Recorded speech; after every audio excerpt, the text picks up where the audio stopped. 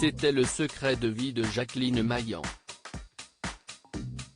Pendant toute son existence, la comédienne mythique de comédie a eu une partie importante et fondamentale d'elle.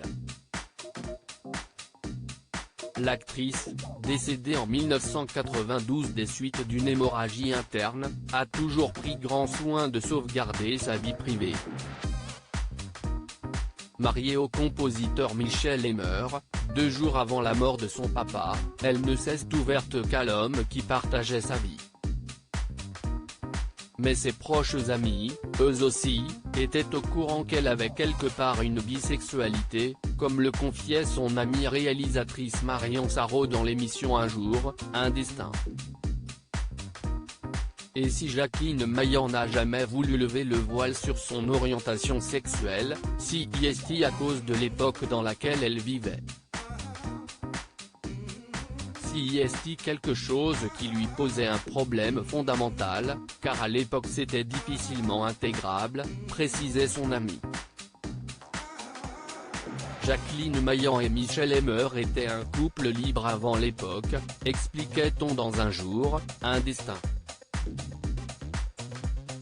Le compositeur, décédé avant son épouse en 1984, n'a jamais trahi la confiance de la comédienne.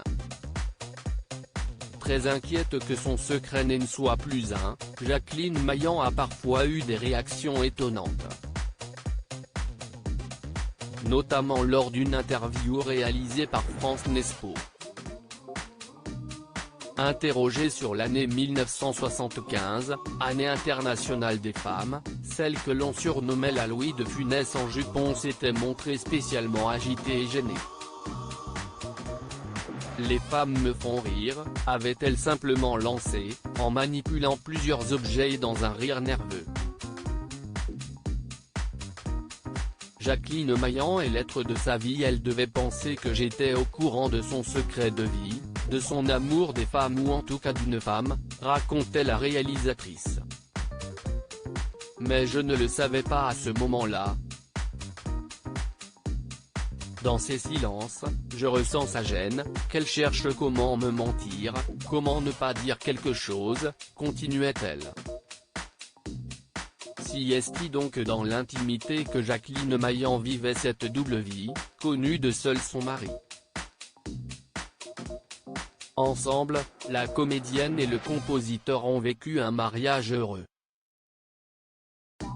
Elle le surnommait d'ailleurs l'être de sa vie.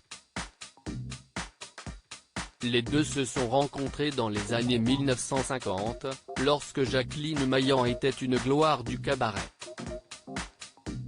Le compositeur d'Édith Piaf est tout de suite tombé amoureux d'elle et lui a rapidement demandé sa main.